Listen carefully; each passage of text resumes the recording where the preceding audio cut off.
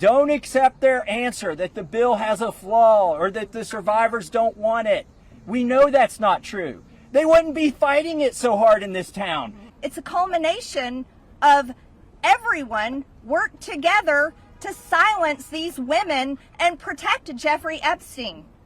So today, Thomas Massie, Marjorie Taylor Greene, and Ro Khanna got together and held a press conference with Epstein's actual victims, speaking out in public, demanding answers, demanding an end to the cover-up of the Epstein files and a release of actual documents, not the ones that were farcically released yesterday that contained information that had already been revealed, just like Bindergate. They got together, had speeches today, and are demanding representatives vote on Massie's dispensation bill that would reveal these files. Let's listen to all three speeches. Please like the video and subscribe to the channel. For everyone watching at home, I think it's important to put yourself in these women's shoes. As you're questioning, why can't they just name the names? What you don't realize is they just told their stories of being raped and being abused, being victimized, being manipulated, being coerced, and basically held in a prison of captivity of sexual abuse while they were young teenagers and extremely young, vulnerable women. And in Jeffrey Epstein's home and the places they went with him, they saw the most powerful people in the world in his pictures, and they saw him with those people. Can you imagine how terrifying it would be to name names like that? These are some of the richest, most powerful people in the world that could sue these women into poverty and homelessness. Yeah, it's a scary thing to name names, but I will tell you, I'm not afraid to name names. And so if they want to give me a list, I will walk in that Capitol on the House floor and I'll say every damn name that abused these women. I can do that for them, and I'd be proud to do it.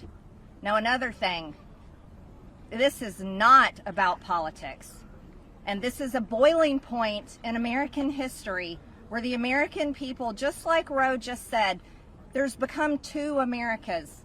There's the America for the rich and the powerful and the elite, where they never face any struggles or problems and never experience what real America goes through. And then there's forgotten America that faces all the problems and deals with all the issues and never gets justice for being sexually assaulted and raped by a monster. Yeah, that's exactly what's at play here. You know, equality under the law is supposed to be a cornerstone of Western civilization and the United States, but people in power get away with their crimes. That's what she's pointing to. That's exactly right here. And she's right about why many of the victims haven't spoken out. Very prominent people involved here. We saw what happened to Virginia Roberts Giuffre when she spoke out. They raked that woman over the coals, tried to destroy her literally, tried to destroy her figuratively, and you know, there's no accountability for these politicians. So many of these women that are still victims don't want to reveal names without knowing that their government is actually going to do something to deliver justice and bring the perpetrators to justice. That's what you're seeing here. I hope more do come forward, but I can understand the apprehensions of many of these women not reporting individual voices, knowing that their lives could be ruined even more than they already have for doing so. But still, we want answers. We want justice, and this is one of those issues where bipartisanship is a good thing. Usually bipartisanship in Washington is where the party of stupid and evil collaborate to do stupid and evil things, but you see Marjorie Taylor Greene and Thomas Massie and Ro Khanna here doing something actually good. It shouldn't exist anymore, and people are sick of it. So let's recognize the fact that the administration before and the one before it and the one before it and the one before it and before it never did anything about this. So this isn't one political party or the other. It's a culmination of everyone worked together to silence these women and protect Jeffrey Epstein and his cabal. And this is not just rich, powerful people. Think his drivers, his maids, his chefs, all the people, people that worked in his home, security guards.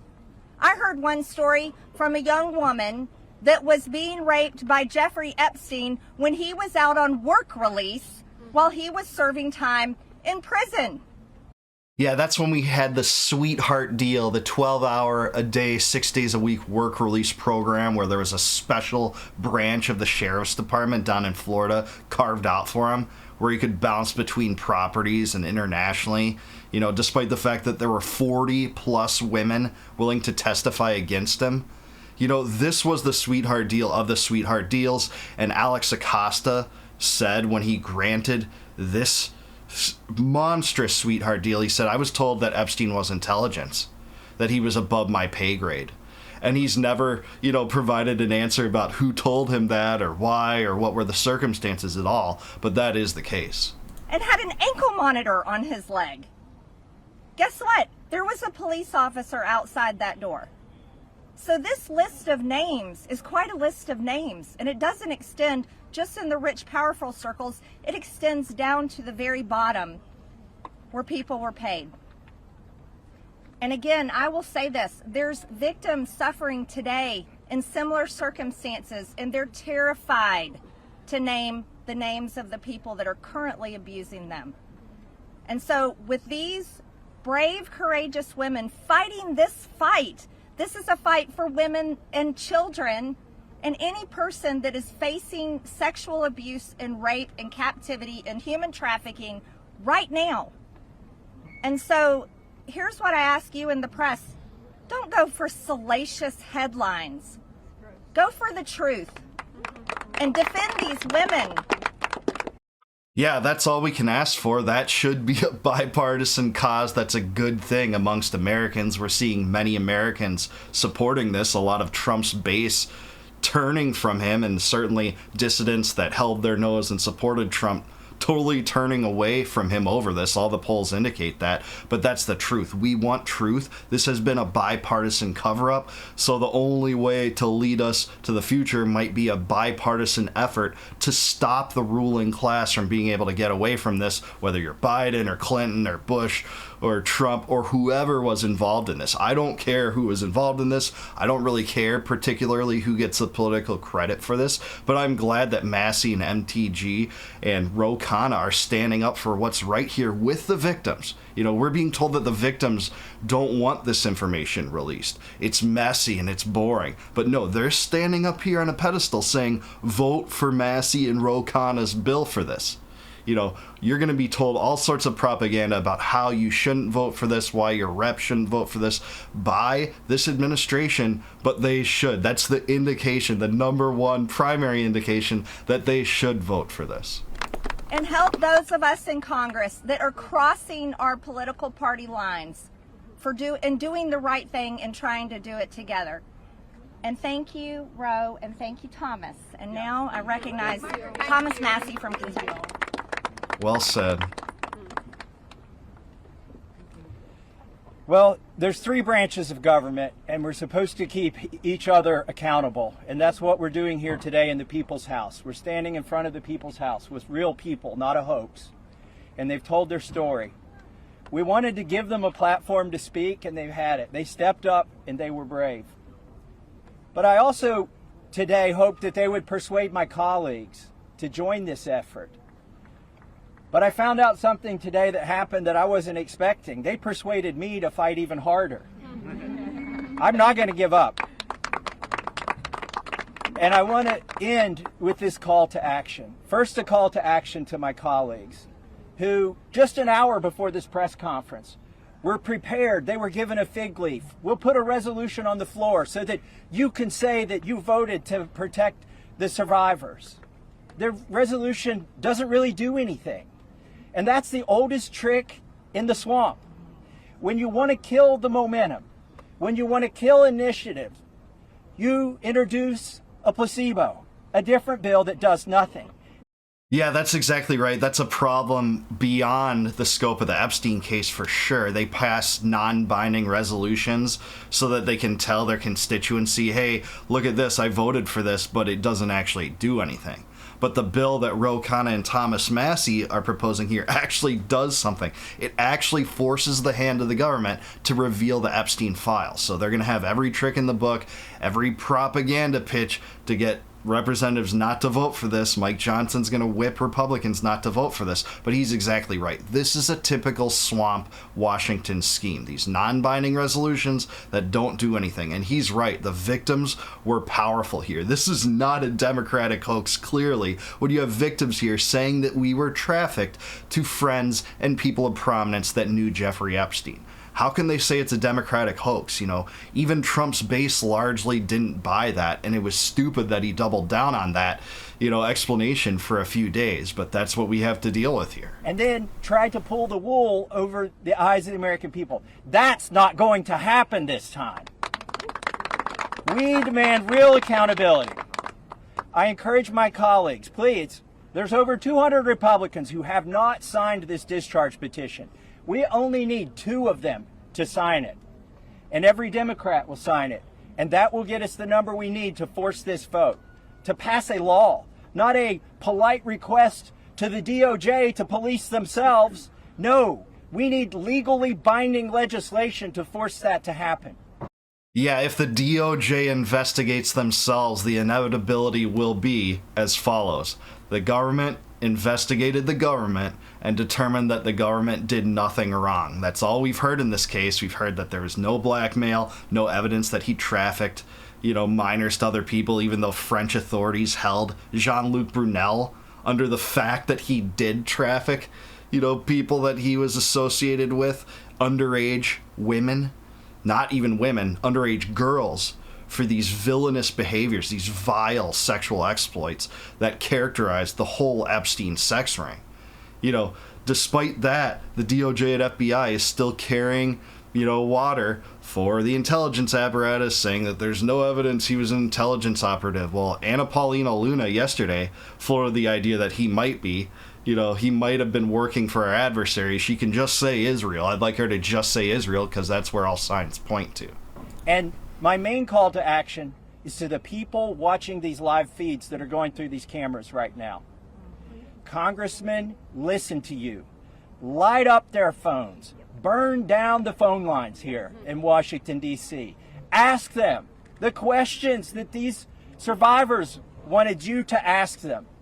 Why won't you be for transparency? Don't accept their answer that the bill has a flaw or that the survivors don't want it. We know that's not true. They wouldn't be fighting it so hard in this town if it wasn't the real bill. So with that, please call your congressman. Tell him or her to get on this bill and to stand up for these survivors. Thank you and God bless. That's the end. Right on, I'm all for that. You've seen all the excuses happen so far. You know, you have government shills saying you can't vote on this bill. It will release information that's personal and private. But no, this bill, you know, shields and redacts names pertaining to the actual victims. That's already answered. Massie and Khanna have answered other qualms potentially about it, but they're going to try to get everything away from this bill, everyone away from the bill, their eyes away from it. That was part of the fake release of new documents yesterday as well. To Ro Khanna, thank you. Let me just say this. Let me say this. I think the people back who are testifying here today or speaking up today, they are American heroes. Let's give them another round of applause. And you say, look, Thomas, Marjorie, and I, we're huge believers in the First Amendment, and we believe in free speech, and we take abuse all the time. But you see, you see why it's so hard to do what they have done, because they come forward and you subject yourself to national scrutiny and national questioning. And I just want to say from the bottom of my heart how appreciative I am and how proud I am of what you've done today. You made a big difference. Before I bring on Marjorie and then Thomas will have the last word, I want to summarize 3 basic things that I heard from the survivors. First, they want to know why our government covered up for someone rich and powerful. Why is it that we have 2 Americas? People say, why do you need to release the Epstein files if Epstein is dead and Maxwell is in jail? Because we don't know who all was involved in the cover-up. Why are there rich and powerful people who didn't have justice? Yeah, that's exactly right, and which intelligence services Epstein was connected to, because a lot of signs point to a potential blackmail operation on behalf of a foreign power using leverage against people of prominence in getting this salacious material and using it as blackmail. That seems to be, where the breadcrumbs lead. You can say that's a conspiracy, but that does seem to be a substantial scenario here. Otherwise, I agree with them. These women are particularly courageous for standing here after everything that's happened to them, after people call them liars, and people will call them liars after this too. The whole believe women movement will be dead when it pertains to Epstein's victims, because we have to cover up this whole thing. That's what the government line will be here. I want to know that. Second, many said it's important for their own closure. They don't know their own abuse. They want to understand what's in these files for themselves.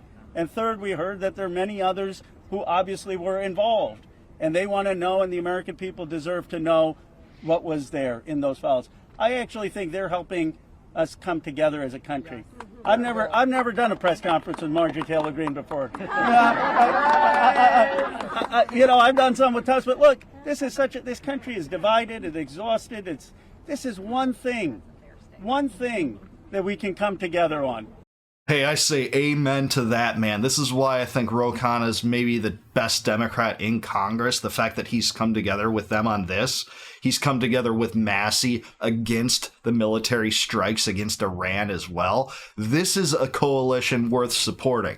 Not those coalitions that fleece us of our wealth and give our wealth away to corporations and continue the money churning of the central bank and continuing the endless wars and the surveillance states and hate speech codes and attacks on the First Amendment and the deprivation of arms from Americans. All these causes not worth supporting when they're bipartisan. This is a good bipartisan coalition. Yeah. And I was very clear with Thomas. This is not against President Trump. I would like nothing more than a Truth Social post for him after this press conference saying just release the files. Be with Massie, Khanna. This is about something much deeper. It is about bringing this country together to stand for America's kids, to restore trust, and to move this country forward. So thank you to the survivors for helping us do that. Now I want to introduce Marjorie Taylor Greene. Thank you. Well, we already watched her speech, but hey, I'm right in line with what these three are saying. I'm glad that they stood here today with Epstein's victims. It's almost impossible, I think, to ignore this, to ignore the fact that Epstein's victims are supportive of this measure, not any of the stupid, red herring measures that the administration has tried to use in answering the calls for transparency in the Epstein case. But this bill needs to be voted on. I'm not big on federal politics in general, but maybe enough people can persuade their legislators to vote for this. This would be a big benefit. And again, this coalition's fantastic. These women were courageous. Getting to the bottom of the Epstein case in many ways gets to the bottom of the root and rot of where many of the problems that we're experiencing today. Trump used to say drain the swamp because of all the corruption in Washington. Well, nothing's more indicative of the corruption in Washington than the Epstein cover-up. And both Trump and Biden were complicit in it. They won't give answers on it. And it behooves Americans to continue to ask why. Don't let this story die. Don't let them get away with covering up for the rich and powerful at the expense of everyone else. So what do you think? Do you agree with me? Let me know down below whose speech was the best. Do you think these women were courageous? Do you think this has any chance of passing? Let me know in the comments down below. Please like the video, subscribe to the channel. Also consider becoming a YouTube member. If you click the join button below, you can help support my channel. And as thanks for that, I'll give you access to all my videos before they go live to the general public on YouTube. And until I see you guys next time, no more war, no more debt, no more inflation, and no more empire. Peace out, guys. Catch you in the next one.